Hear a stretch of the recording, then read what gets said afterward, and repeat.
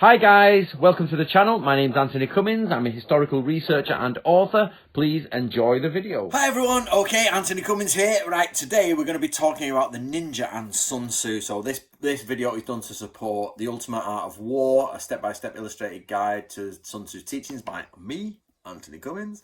And we're going to talk about why ninjas use Sun Tzu, why Sun Tzu, and where's the connection.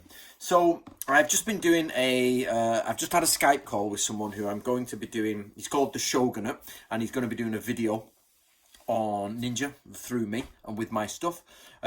So basically, in that video, it came up, it's like, well, where are the origin of ninjas? Now, we do know that in the Edo period, so in the 1600s plus, that the ninjas are always talking about Sun Tzu's Yokan, which is the 13th chapter of the Art of War. Now, if you don't know about the Art of War, basically, the 13th chapter is this. It's basically the scroll of the use of spies. So, finding gaps in the enemy, how to find gaps in the enemy. And this is Sun Tzu's final chapter, and he says it's his paramount chapter. Now, Sun Tzu is about, well, he's a couple of thousand years ago, basically, depending on the dates you go for. But even so, he predates the samurai by a long time, and his book is being used way before the samurai in China.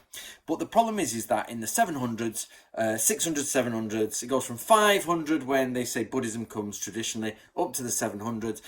Japan goes from a tribal community which is run by Yamato in the middle, like you get this Yamato empire kingdom, and they adopt Chinese writing, kan writing or han writing. They adopt all these little extra bits, but they also adopt military techniques.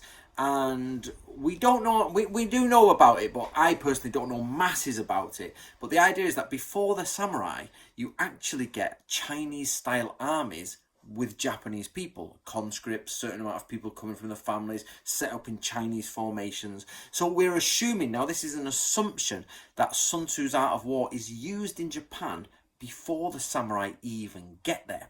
Now, of course, the big question is espionage used before the ninja? Well, we have to guess at this, but probably yes. Espionage is used before the ninja.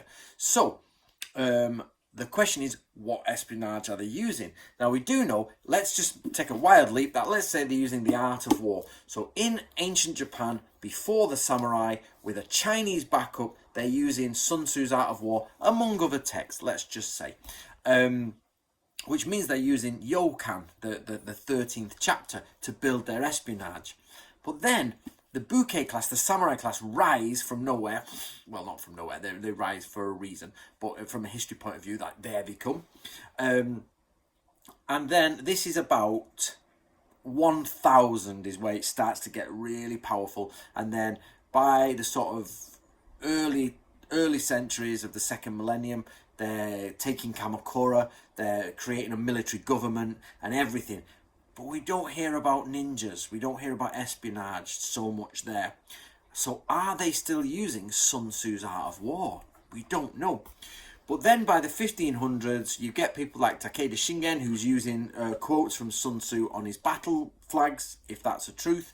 I've yet to confirm that. It's just assumed he does. But again, with everything, you have to double check it. So he's using these quotes from Sun Tzu to say, hey, ancient military tactics, Chinese way of warfare, Sun Tzu, we're all there, we're happy with it.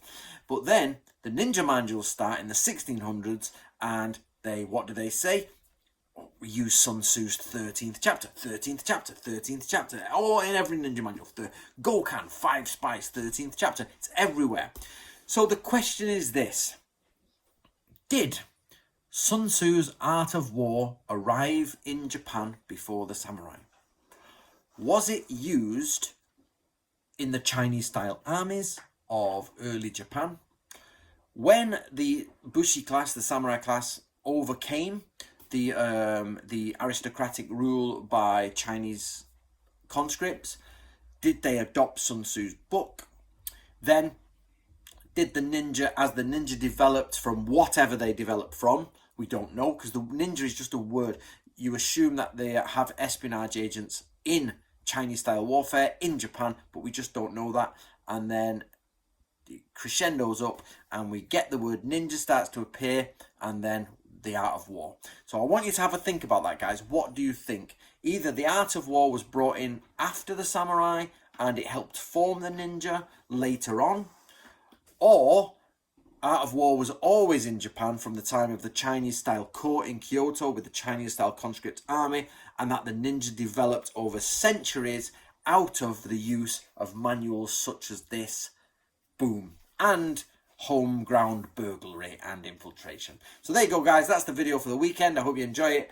If you haven't got a copy of this, gotta get a copy. It's mint. It's well done. The publisher has done a great job on the look. It's fully pictured with all you need to know about Sun Tzu, and to get on with understanding both spying and Sun Tzu's Art of War in full. There you go, guys. Enjoy your weekend.